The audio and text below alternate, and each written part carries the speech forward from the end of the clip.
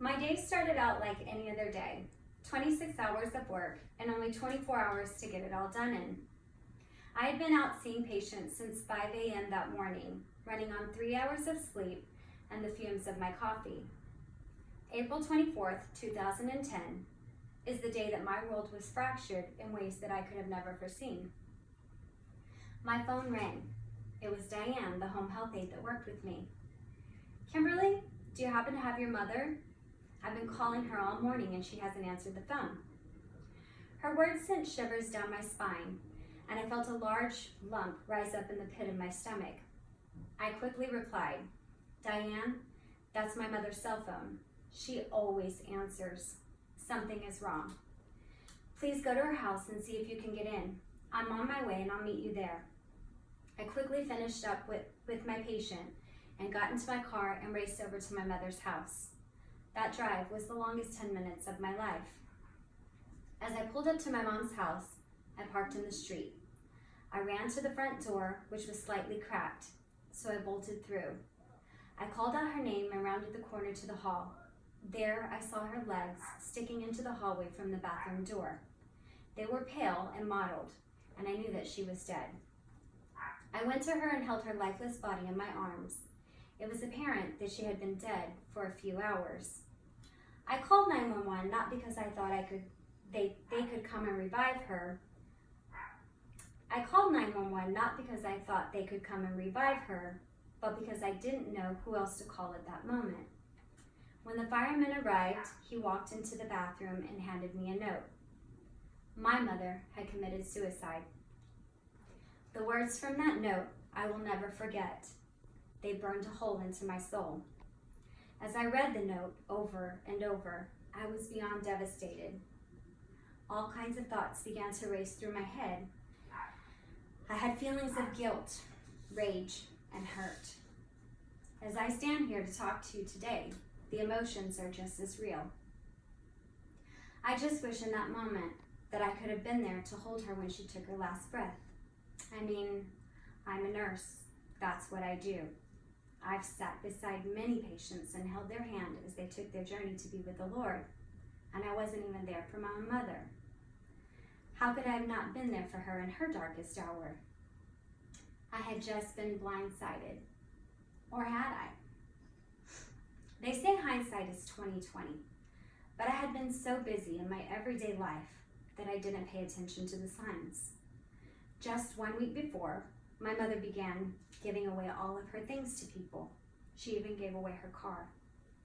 According to Dr. Kathleen Smith, there are specific behavioral markers that we should look for. These include the person isolating themselves from others, giving away their possessions, and increased aggression. People are often taken back when I tell my story, and I've noticed that it makes a lot of people feel really uncomfortable to talk about suicide. Most people never expect to have to deal with the word suicide other than to read about it happening somewhere else. Not for me. It came into my home. I am now one of those people, and the line has now been crossed. What people don't realize is that once it happens, you will never hear the word suicide the same way again. A staggering statistic is that suicide is actually the 10th leading cause of death for Americans overall, and the second leading cause of death among young people aged 10 to 34, according to the Center for Disease Control.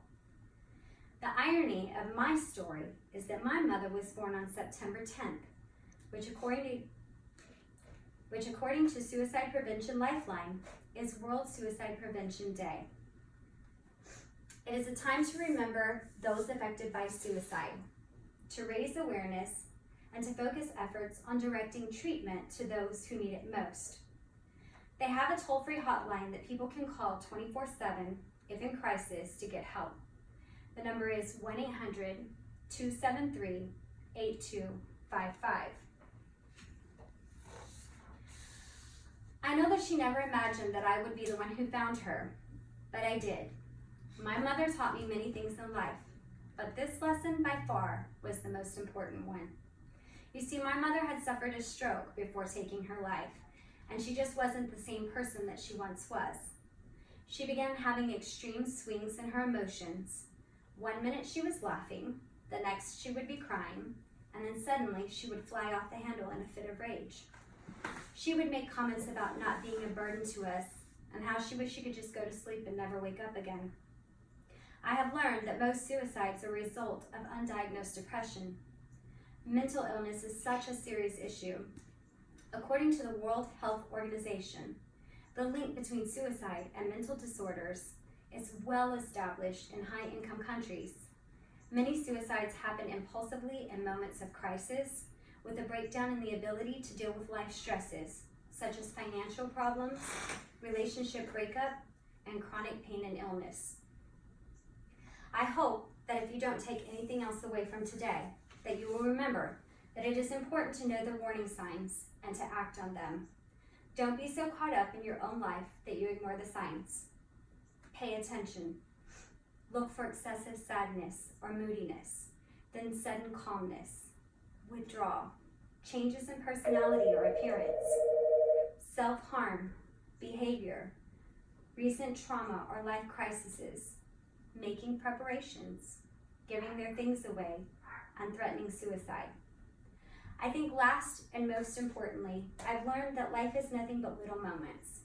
Some happy, some not, but they are moments all the same, and they do pass. No matter how horrible or lousy life may seem, it's just like Texas weather. Give it a minute, it will change.